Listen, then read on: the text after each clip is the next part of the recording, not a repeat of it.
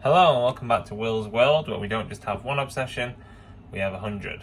And today's obsession is going to be football, and it's going to be Euro 2024, and it's going to be England's match last night. And wow, it feels a bit weird to be stood here talking about England being in the final on Sunday when, for the most part, a lot of these videos and post-match have just been a little bit meh, not a lot to discuss other than that we got through.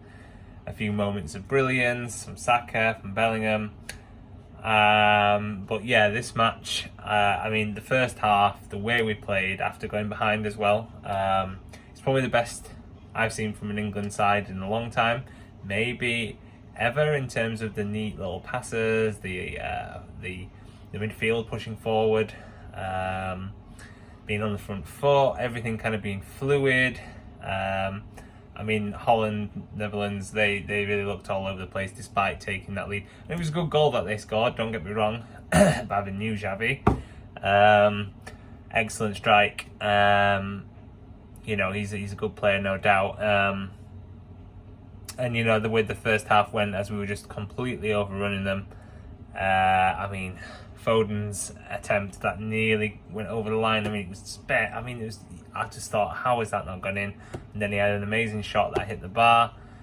It was a very, very good half from us. Obviously, it's going to be defined by the controversial penalty, and for me, it wasn't a penalty.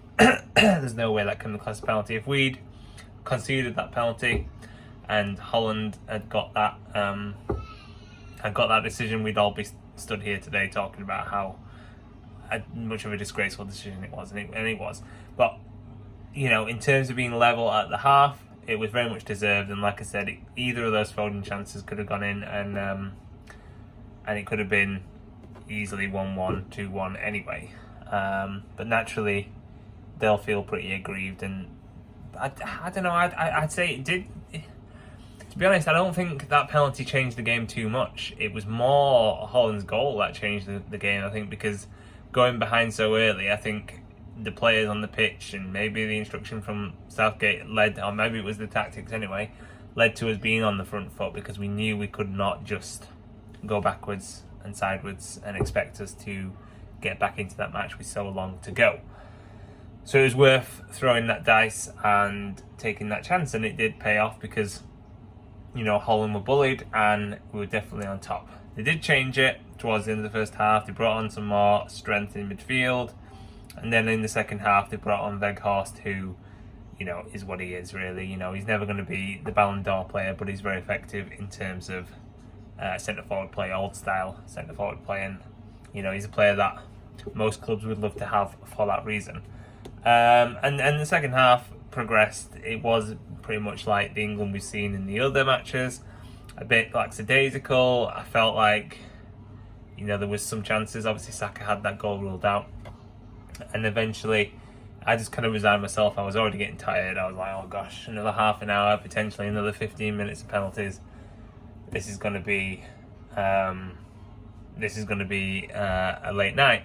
However, as Ollie Watkins came on, I had this kind of weird image prop up in my head, and I was thinking, what if he scores? What a nice moment that would be for him. After not playing a lot, it would be. I could imagine him running away, smiling, and having put England through, and it happened. And I'm not saying I wish that into existence, of course not, but it was just so weird because I'd literally had that thought in my head, and I was about to give up on the idea of it being in normal time. But what a finish from him. It was an amazing goal, an amazing moment, really, because obviously everyone kind of knew that there was no time for them to reply, the Dutch, and it was a winning goal, and it was such a nice moment for him. You can tell how much it meant to him, and it was just a good goal. He didn't give the keeper any chance because it was just so quick.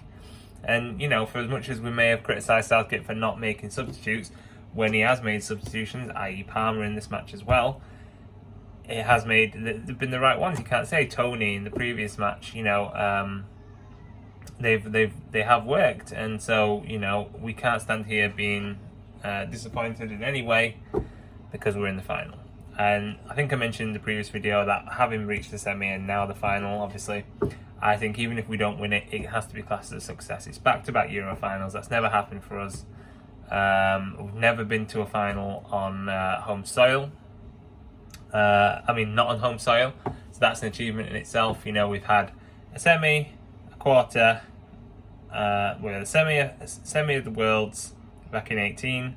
We then have the final of the last Euros. We've got to the quarterfinals and lost to France, which is no shame really. And then we're here in the final, and we're going to play Spain, which is obviously going to be a ridiculously tough match. But that's not to say we can't do it.